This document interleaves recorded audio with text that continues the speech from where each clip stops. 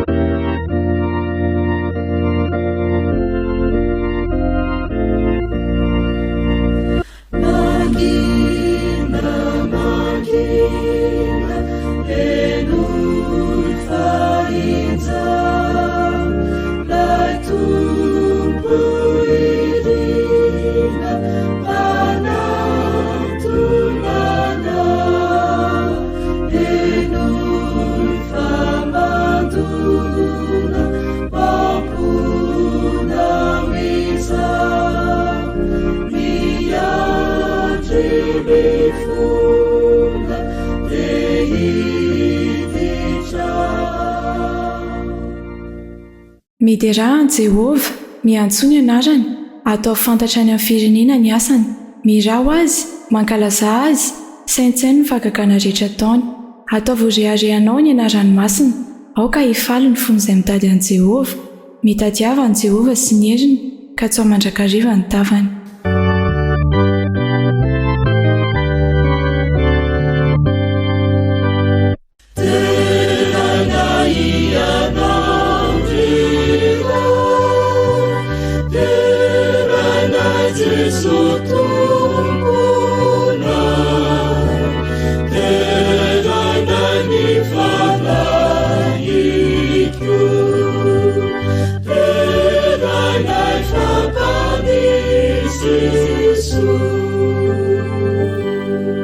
Iaraka ivavaka isika tompoko, fanahy masina mahery indrindra izay ny an-danitra, ilay manerana amin'ny toerana rehetra ary tsy voasakana na oviana na eny amin'ny rivotra na amin'ny alalan'ny onjam-peo na amin'ny alalan'ny sary fahitalavitra na amin'ny alalan'ny tambajotra maro samihafa, miasa foana ianao fanahy masina.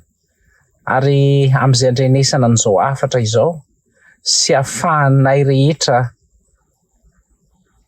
manapaharika ny teny manokana avy aminao, dia mahatoky aho fa ianao no anova, ianao no anambara, ary ianao ihany koa no ametraka an'izany ao am-ponay tsirairay avy, ka hitondra fitahiam-panahy tanjaka eo amin'ny finoana ny fianaranay sy ny fiatrehanay izao fotoana manokana izao.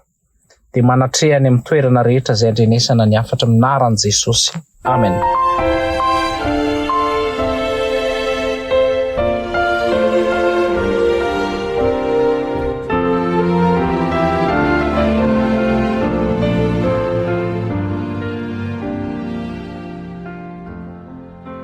Faly miarabantsika tsirairay avy mpiaino ajaina amin'izao andro sabata izao. Ankehitrinsika dia tonga amin'ny fandaharana manokana Fanompoam-pivavahana. Faly izahay miaraka aminareo eto, ary ny firariantsonay dia mba ho feno ny fitahian'Andriamanitra ny izao sabata tontolo andro izao, ary mirary anareo tsirairay avy izahay mba hiaraka aminay hatramin'ny farany mandritra ity fandaharana ity.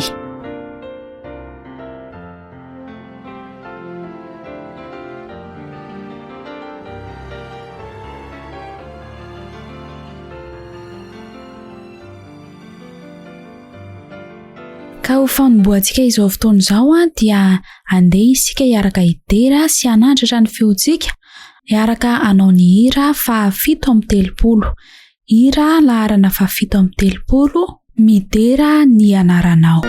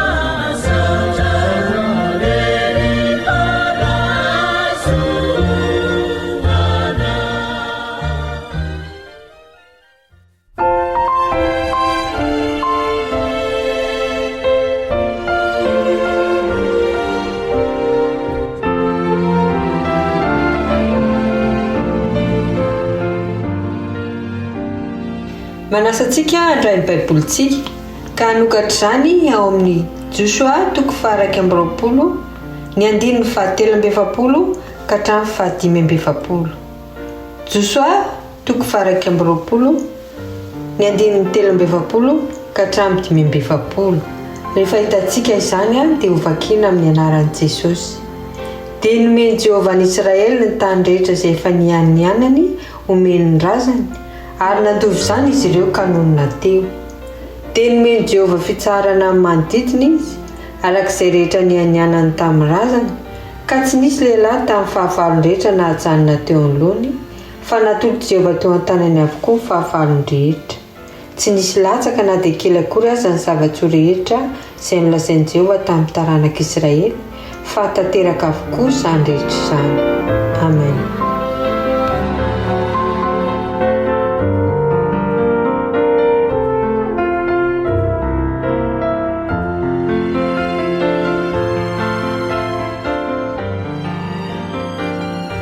Iara ivavakisika rainao azy any an-danitra nitera ny saotra ary fakasitrahany natolotra eo anao noho izao tombonandro omeno anay izao ka nahatratra ty Sabata ty. Misaotra ray eo no ny famindramponao sy ny fahasoavanao izay narotsaka ao anay. ankehitriny dia mianatra sy mangay azy satria tsy mendrika na dia antso ny anaranao azy. Mamela ny elokaira io, aoka tsapa ilay fiadana famelan'ny keloka omenao izahay. Tsy amin'ity sabata ihany fa mandritry ny androm-piainana rehetra. Mivavaka manokanao Tompo ho andro namako izay miaino ity radio ity, aoka ho tsapan'izy ireo fa ianao dia ho anilany hatrany manome izay rehetra mahasoa azy ireo. Anasitrana amin'ny marariny ianao amahafatorany olana rehetra. Taio ny mpanomponao izay hitondra ny hafatra anio, inganeka ho fenonao ny fanainao izy ary ianao no kampiteny azy hipaka-ty amponay ho tany tsara mobe ho anao. Fatononona izao vavaka izao noho ny amin'ny anaran'i Jesosy rereo. Amen.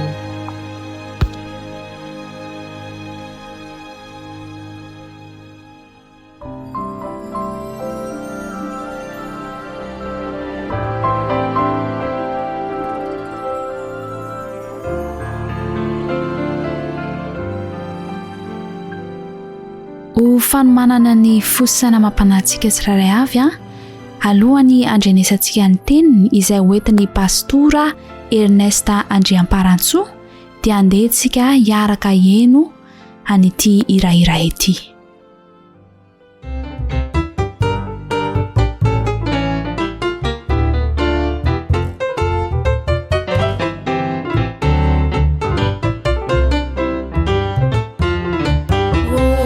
Sinzuvin furu manitina manitunizireli sadi mateisa do fantanieri ilainahari do azuni ansaina fati hanari omba sinzuvin furu manitina manitunizireli sadi mateisa to fantaneri ilanahari to azuni ansaina fati anari manotra mizani no itsintsovani atsika izany katsaka ny fanjakany sy ny fahamarinany ho velona ianao fa misy piay.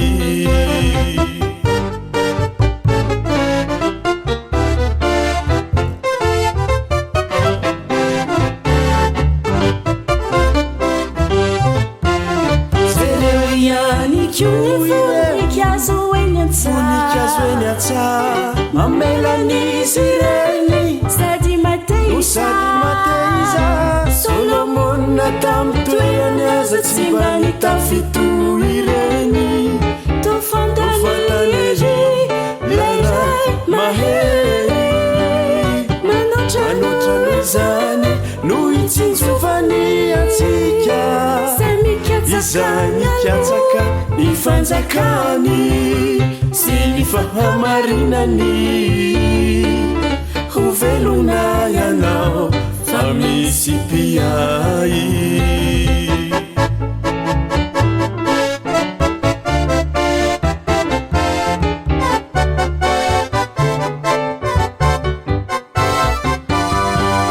Manotra mizany no itsintsovany atsika izany katsaka ny fanjakany sy ny fahamarinany ho velona ianao fa misy piay.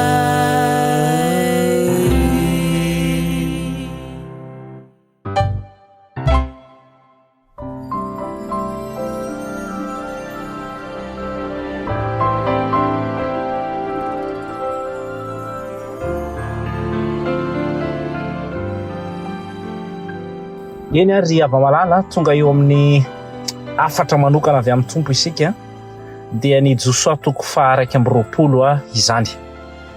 Mamakivaky mandrakariva ny dian'ny zanak'Israely ao amin'ny tany Kanana sy ny firosoan'izy ireo ao anatin'ilay lova izay efa nampanantenan'i Jehova dia mbola mitoetra hatrany ny lohateny lehibe no hoe miazona ny teny fikasana Andriamanitra. Ary isika ihany koa dia tokony hiazona an'Andriamanitra amin'ny teny fikasana izay fanomeny antsika tsirairay avy. Koa eto zany ry havana ny Josoa 4:20 izay misy toko eo amin'ny 5:7 eo tsy hovakitsika daholo satria lava de lava zany ary misy lesona sarobidy izay ho tsaingatsaingatsika amin'ny alalan'ity Josoa 4:20 ty. Tahaka an'ireo toko sy andininy teo aloha, ny toko teo aloha zany dia ohatrany hoe atao ina moa zany toko miresaka momban'ny ny anjara lovany anina, ny anjara lovany anina, ny anjara lovany anina zany fa matota afiditra ao anatin'ny soratra masina zany tsindry mandry avy amin'ny fanahy dia misy zavatra lehibe zany zay tiany tompo ho ampianarina antsika fa matoky amin'ny teny fikasana Andriamanitra. Ary ny vakiteny izay angatsika zany dia tonga dia mandingana ery amin'ny Josoa 4:20 zany dia tonga dia any amin'ny andininy manomboka any amin'ny 7:7 fa zao aloha zany ny soramandry hoe ny nahatanterana ny teny rehetra nataon'Andriamanitra tamin'ny Israely. Tadidio tsara zay nahatanterana ny teny rehetra zay natao, zay teny rehetra niteren'i Jehova zany hoe ho lasa zay tany rehetra diavinareo, zay tsahany tongotrareo dia ho lovanareo zany rehetra zany. Dia mandeha daholo ny fizarana sy ny afatrafatra maro samihafa ny tany tokony ho an'ny Levita. Dia zao ny tena vakiteny tiako ho azontsika zany amin'ity ora sy taona ity hoe eo amin'ny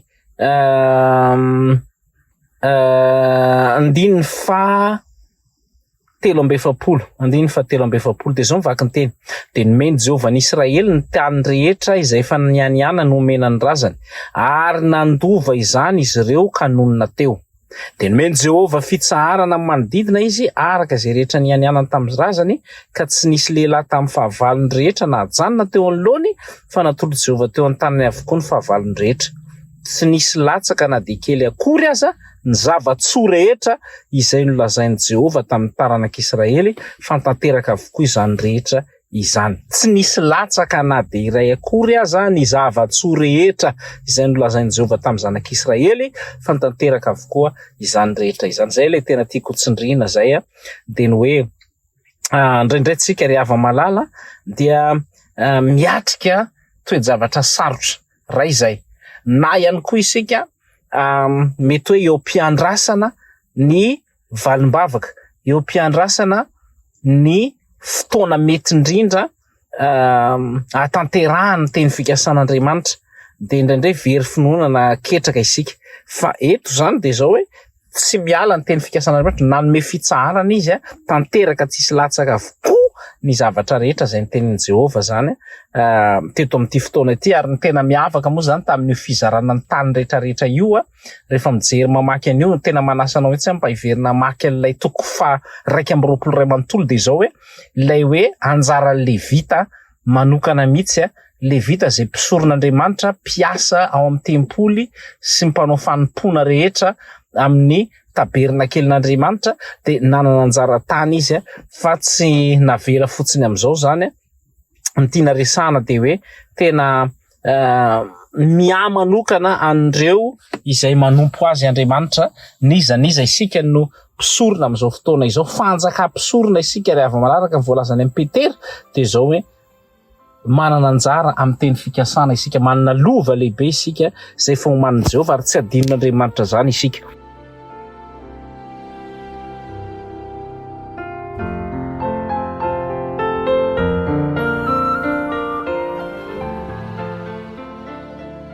Ka ny teboka zany dia zay hoe Andriamanitra dia manome izay tandrify ho an'ny mpanompo ny tsirairay hafa, izay tandrify izay tokony sahaza ho anao ho an'ny mpanompon'Andriamanitra rehetra dia izy no mianja ny zavatra izany. Eto zany zao dia eo amin'izay teboka voalohany zay dia zao hoe ny Levita dia nanana an'ireo lay hoe eto ny zaratany hipetrahanareo ary nomena tanàna mihitsy ry zareo zany eo amin'ny nivon'ny zanak'Israely mba ahafahana izy ireo manompo eo amin'ny tempoly.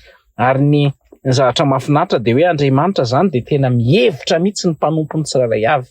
Mpanompon'Andriamanitra ianao, manao ny ainao tsy ho zavatra ianao, Andriamanitra mihevitra an'izany.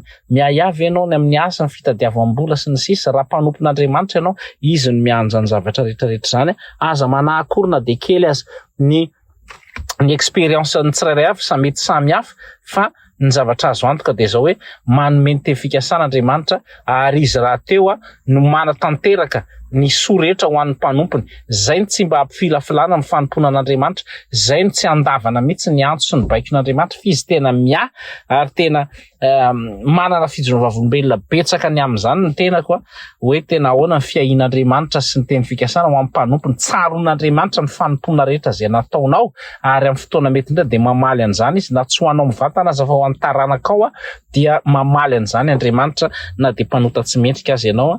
Ka zay ny tsy alana mihitsy na ampifilafilana na anaovana tsirambina ny asan'Andriamanitra, omeo 100% eo amin'ny fanompona. Rehefa manome tsika dia aoka manome 100% tsika zatra manome 50%, ohatra ny tazotazomitsika zany ny fanompona. Raha mpitendry zava-maneno omeo 100%. Raha ohatra ianao ka mpikarakara mpampandroso vahiny na manana anjara manokana amin'ny fanompona ao amin'ny fiangonana, diakona ve ianao, loholona ve ianao, omeo 100% zay any aminao, fa Andriamanitra miasa mahatsiaro an'ireny amin'ny fotoana zay ilainao azy, tahaka nyreto taranaky Levi reto zany dia tena hoe nahian'Andriamanitra manokana izy ireo. Mino fotsiny ary matokian'Andriamanitra fa izy no miahany fiainan'ireo zay mpanompony tsirairay avy any amin'ny toerana maro samihafa.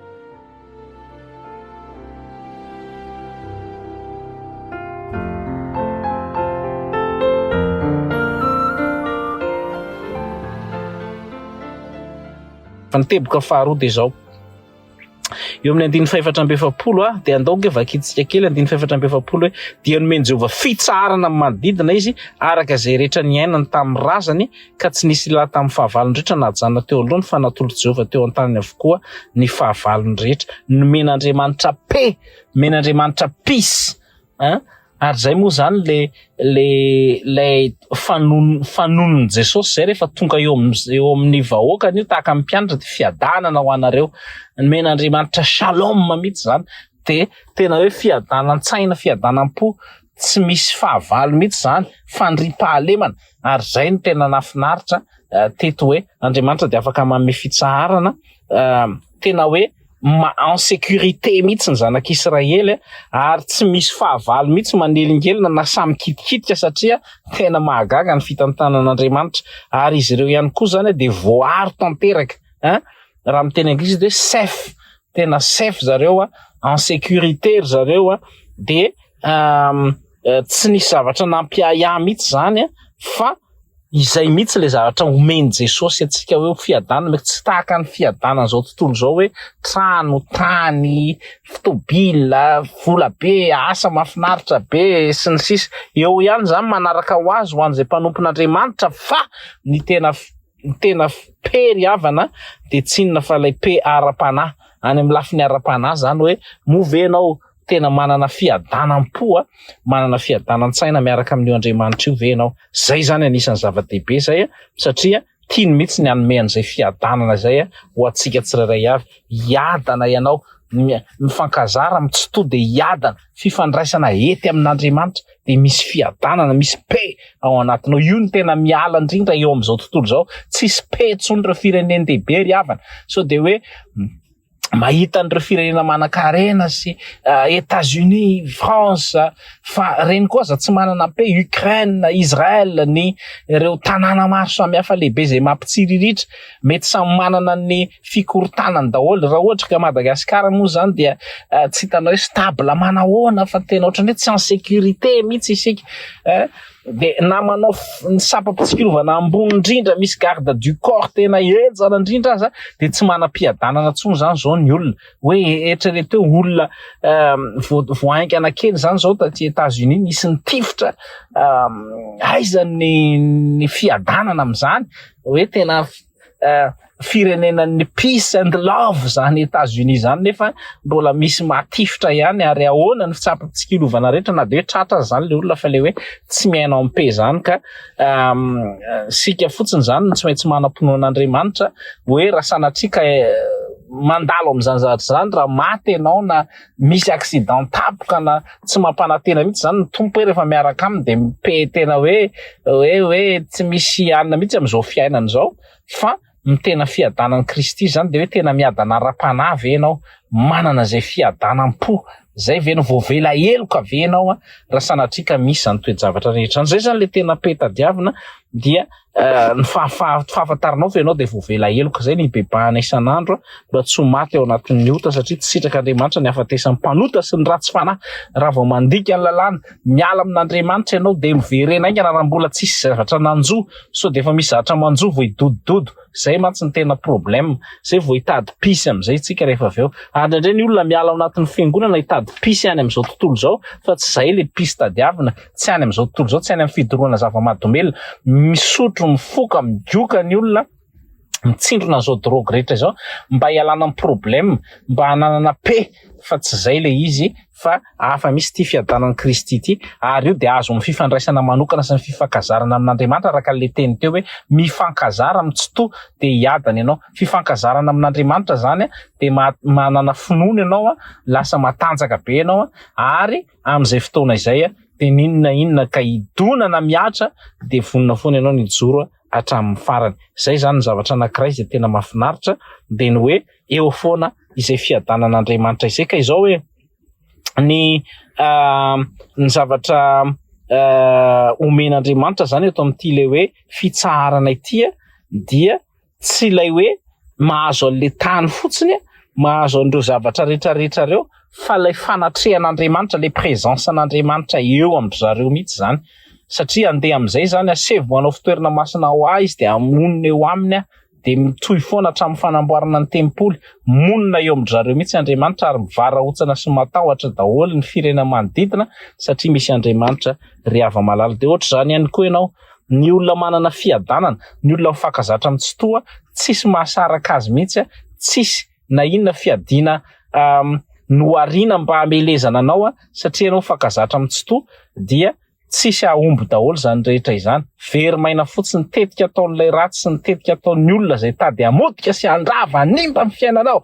satria anao raha lasa anabavy malala de olona misy an'Andriamanitra monina ao aminao Andriamanitra mba hisiany fiadanana ao an-tokantrano hisiany fifankatiavana sy ny fifaliana ao an-tokantrano mila antsoina isan'andro fifankazarany ny piraitrano na mpivady na mpianaka na mpiray tanàna misy fianakaviana vitsy aoka tena ho zatra mihitsy ny tsitosi ny fanatrehana isika ry havana fa zay no mampisy fiadanana na eo amin'ny tokantrano ninina maninona no mikorotana ny zavatra rehetra mikorotana ny tokantrano mikorotana famosavy ny olona mifamono ny olona satria tsisy présence an'Andriamanitra fa rehefa misy ny présence an'Andriamanitra za milaza aminao fa tsisy mihitsy ny zavatra zay mety ampikorotana an'izany fa misy fiadanana mandrakariva ary rehefa mifankazatra amin'Andriamanitra ny zanany ny tokantrano anankiray de tadidio fa misy fitahiam-panahy ao anatin'izany tokantrano izany.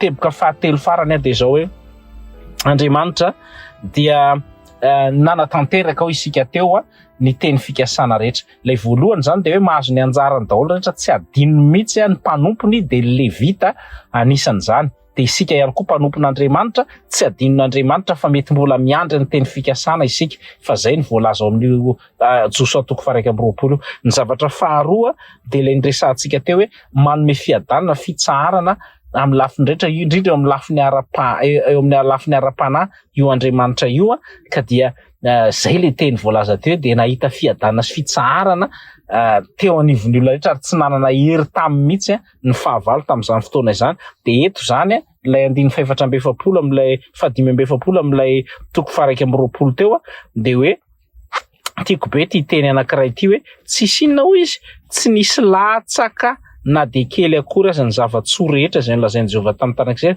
fa tanteraka avokoa izany rehetra izany. Zay le hoe tanteraka izany rehetra izy. Tsisy latsaka.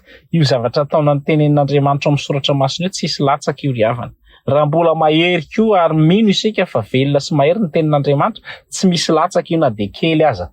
Tsisy latsaka na de kely ny teny fikasana zay nomeny ary za de mahatoky an'izany fa mahatoky fa tsy miala fa mahatoky amin'ny teny fikasana zay omeny Andriamanitra. Izy de tena piazona ny teny fikasana mihitsy izy. Rehefa miteny izy de tsy maintsy tanterahany ary ho ataony zany zavatra izany araka ny voalazan'ny Nomery 7:20 raha miteny izy de hoe ho tanterahany zany ary tsy misy latsaka na de kely aza.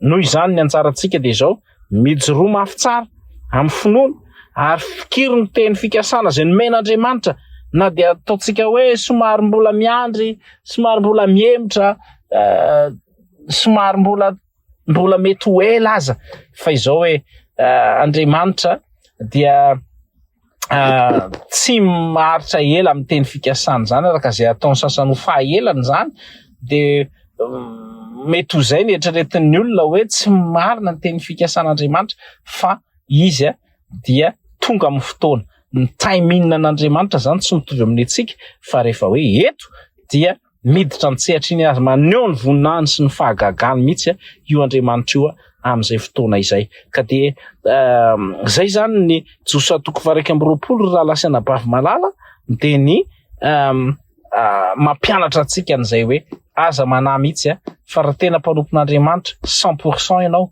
tsy manompo mamona ianao na manome tapatapany de tadidio fa misy anjara ho anao ary anome zavatra manokana ho anao io Andriamanitra io. Anome fitsarana anao ihany koa ny tompo ary ho tanteraka ireo teny fikasana momba zany fiadanan'Andriamanitra, ny shalom an'Andriamanitra amintsika izany.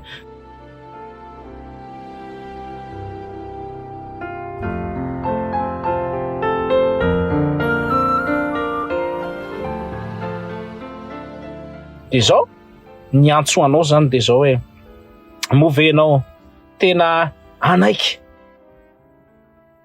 iandry amin'ny mpinoana izany fiahin'Andriamanitra izany ary raha hiditra ao anatin'ny fitsaharana isika de zao hoe anisan'ny fitsaharana lehibe izay nomen'Andriamanitra eo amin'ny ara-panahy de ny sabata fitsaharana, Sabata.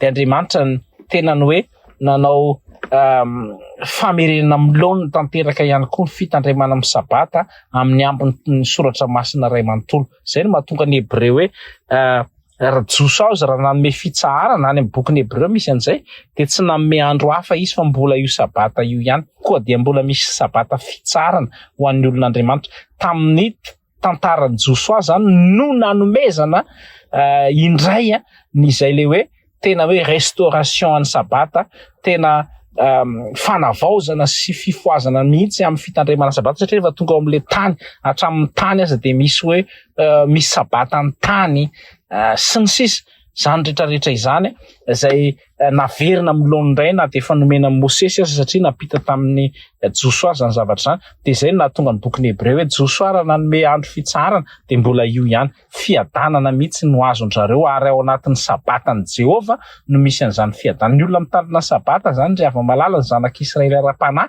de misy fiadanana izy ka dia mazotoa mitandrina zany sabata izany tsy hoe miasa foana akory ianao fandana mba chargeo indray mibatery ohatra ny telefônina mihitsy ianao zany hoe miasa ohatra ny zanak'Israely zany mandeha tongotra mamakivaky problème misy fahavalo de tonga ao amin'ny tany Kanana chargena tanteraka indray ny batery zany.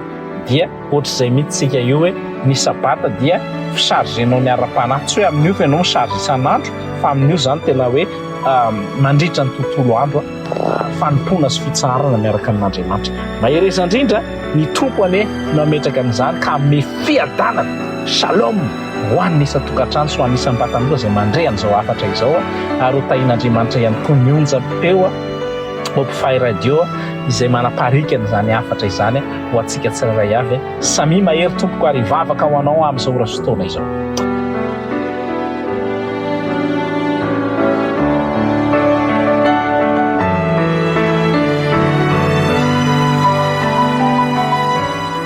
ry tompo masina tsara indray an-danitra. Ilay Andriamanitra ny fiadanana, Andriamanitra ny fitsarana, Andriamanitra izay manome ny teny fikasana ary tsy misy latsaka fa tanteraka avokoa izany rehetra izany. Anao ny voninahitra sy ny dera, aoka izay mba hatoky, aoka izay joro ampinoana tsara, matanjaka, fa ianao dia afaka manao zavatra lehibe eo amin'ny fiainany tsirairay avy. Ampahirezo reto zanaka ao reto izay tojo problème, izay mbola miandry ny teny fikasana, izay mbola tsy maintsy miandry ny fotoananao, dia aoka mba hanana finoana foana fa tsy misy latsaka ny teny fikasana. Dia tanterao aminay Tompo, ho an'izay mpanomponao rehetra, ho anay izay mikely anafaratra amin'ny fanompona, tsy misy tampony na dia kely aza, fa misy anjara lova ho anay tahaka ny anjara lova ny Levita izany. Tanterao aminay ihany koa ny anananay fiadanana indrindra eo amin'ny lafiny ara-panahy, eo amin'ny tokantranonay, eo amin'ny asanay, eo amin'ny fiainanay manontolo, irinay mba hanana izany fiadanana izany. Mivavaka manokana ihany koa Tompo mba tsy eritreritra mihitsy hoe ela loatra ny teny fikasanao, fa ianao dia tsy mandatsaka na dia kely aza ka dia matoky sy minona izany izahay. Dia tononona amin'ny anaran'i Jesosy mivavaka. Amen.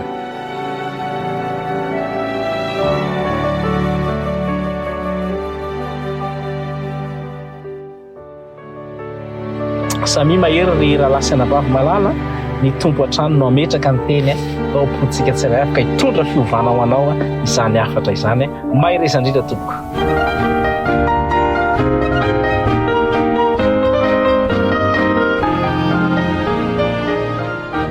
Misaotra an'Andriamanitra lehibe indray isika satria mbola afaka nandria ny teniny manokana izay noentiny mpanompony teo iny. Ankehitriny dia ny firarointsoanay dia mba hitoetra aty anatintsika tsirairay avana izany teny izany, tsy handalo fotsiny amin'ny sofina fa mba hitondra fiovana ara-panahy eo amin'ny fiainantsika. Ary ny fanirianay moa izany eto amin'ny Hopfy Radio dia ny anandratra fanantenana amin'ny fiainantsika tsirairay avy ireo. Ankehitriny dia mifarana sahady ny fandaharana Fanompoam-pivavahana amin'ity androandroany ity, fa manome fotoananao indray izahay amin'ny herina ny toy izao eto amin'ny Hopfy Radio, dia manome velomanao indray mandra-piona amin'ny manaraka indray.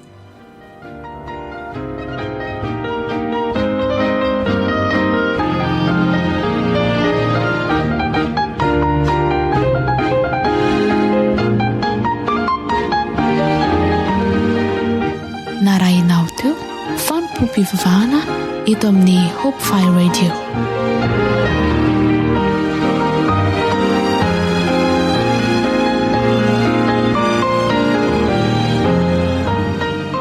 Ho sabata feno fitahina, ho sabata feno fahasambarana, ho sabata feno fifalinana ity tontolo androntsika anio ity. Azonao atao ny mamerina miaino sy maka izao fandaharantsika izao ao amin'ny tranokala fanantenana ho anao.org/Fanompoam-pivavahana.